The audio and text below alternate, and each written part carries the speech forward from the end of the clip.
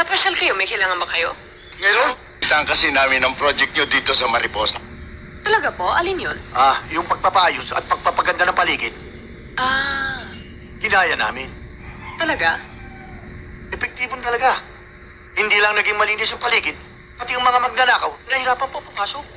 Ah. Okay nga talaga, di ba? Mabuti naman. I'm glad to hear na napapakinabangan yung project. Di tulad na nangyayari na kung minsan, mismong opisyal ng barangay ang naninira sa kapwa niya opisyal. Anong ibig niyo sabihin? May narinig kasi kami, usap-usapan, na nabanggit ang pangalan mo. Paano? Paano nga ba yun? Ang sabi kabago-bago mo lang daw na kapitana masyado ka raw na nasalita. May pa-English-English ka pa raw. Nag-aral ka daw ng abukasya kasi. Sino may sabi? Chairman. Sino may sabi? Sa tingin ko, nainggit lang sa'yo. Sino nga may sabi? Ang mabuti pa, huwag mo nang malaman. Gusto kong malaman. Si Kayabyab daw, ang chairman ng Pitunggatang. Sinabi niya yon?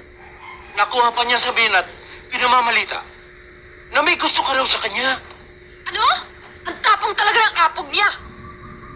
Relax ka lang, Kapitana. Talagang ganyan na public official. Maraming nainggit. At hindi lang yan. Pag lumalabas ka raw sa kalye, may baterya ang buhok mo na may paikot-ikot na parang kuryente. At ang mukha mo, parang panis na isimada na nasubsob sa isang katerbang asukal. Ilan taon niyo na bang hinahanap ang dalvaling yan? May 10 taon na rin. Mula nang tumakas siya sa aming bayan. At mula nun, ay nagpalipat-lipat na kami sa iba't ibang probinsya sa paghahanap sa kanya. Kailan lang, ay nakatatlong buwan kami sa Bicol. At nitong uli, ay sa Quezon kami naganap. Lumalabas sa aming investigasyon na ito ay narito na sa Maynila. At may 8 taon na rin. Patay ang kanyang asawa. Matagal na pala. Isinalang-alang niyo na ba, Tiniente, na posible nagpalit ng pangalan ng taong yan, kaya hindi niyo makita? Naisip na rin namin yun. Kaya lang, nagbabakasakali pa rin kami. Teniente, sa lahat ng kasong hinawakan mo, ito lang nakita kong masyadong masupit kang malutas. Dahil kaya sa matinding hangarin mo, mahuli si Del Valle. Totoo yan. Sinumpa ko na rito na hindi ako titig hanggat hindi ko nahuhuli ang pumatay sa kanyang tauhan. Chairman Kayabyab! Kapitana, kayo ho pala. Tara magaling mong tatay! Sandali ho. Wala akong tatay. Saan siya nagpunta? Nandun ho sa palengke. Nagdidilihensya ng ulam sa palengke. Naku, hindi ho magagawa ng itay yun. May inaayos lang ang gulo doon. Sa palengke ka mo? Kapitana, ano ho ba diferensya? Huwag ka na makialam. Ano ba nangyayari? Hindi ko alam. Umpis mo. Kaya pare, bakit? Ano nangyari dyan?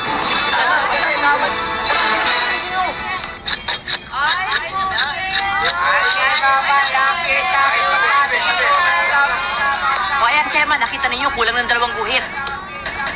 Oh, Edna, ayan sa timbangan ng bayan, kulang ng 2 guhit. Kaya pagawa niyo ng timbangan niyo dahil marami nang nagrereklamo. Sige ho, Chairman. Ako na ho mismo magpapagawa nitong timbangan namin. Sige. Yan ho, Mrs. Chairman Kayabyab, Kapitana, naligaw kayo. hindi ako naligaw. Ikaw ang sinadya ko rito. Para linawin ang mga pambabastos na ginawa mo sa akin. Ha? Anong pambabastos ang ginawa Bakit mo ipinagkakalat na nagkakandara pa ako ng pag-ibig sa'yo? Bakit? Sino ka? Ano ka? Akala mo siguro napakaganda mo lalaki para maloko ako sa'yo. Hoy, no way! Hindi ako yung tipong babaeng mababaliw sa'yo. Kapitana, nakatingin sa atin yung mga tao. Huwag tayo magskandalo rito. Anong skandalo? Wala akong pakialam. Akala ko ba we are a democracy? I can say whatever I want, wherever I please, kahit saan. May reklamo? Akala mo siguro hindi makakarating sa akin, ano? Ganyan kayong mga lalaki. Pag nako-corner, para kayong mga hamong tupa, bumabaliktad. At ito, tandaan mo, kahit ikaw pinakamayamang lalaki, pinakagwapong lalaki at saksakan ng romantikong tao, wala ka pa rin pag-asa sa akin dahil hindi kita type. Aba, teka, ang sinabi ko lang, maalat yung adobong linuto mo. Eh di binastos mo rin ako. Ano? that butt?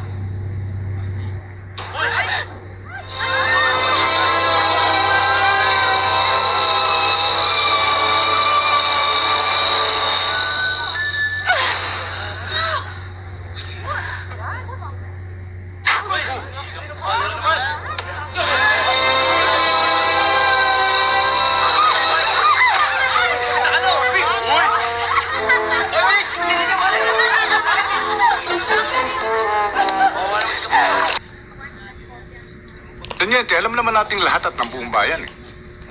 Self-defense lang ang ginawa ng tao, kaya nangyari yun. Alam ko. Pero dito, ahangalan ko na nakatayan. Ang diferensya, Tanyente, halos nagalugat na nating lahat ang record section ng mga presinto. Wala. Kung saan probinsya na tayo nagpunta, wala rin. Hindi kaya patay na yung taong yan? Hindi. Malakas ang kutob ko. Nabuhay siya. At ito ang tinitiyak ko sa'yo. Balang araw, ay magkikita rin kaming dalawa.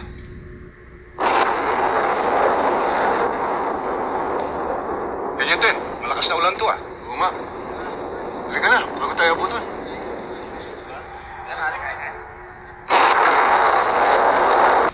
Si Chairman Kayabiyab ng Pitong Gatang. Pinahiya ako tapos sinalikan ako sa harapan ng maraming tao.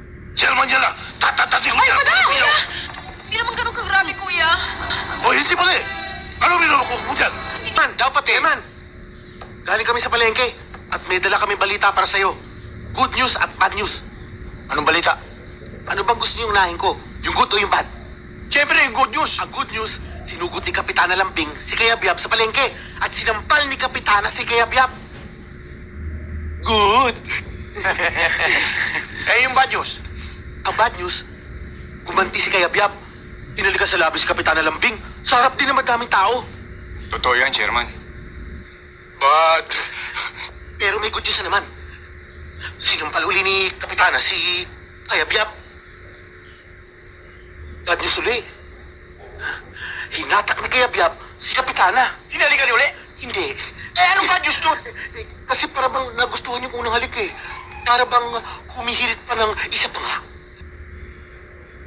Very bad.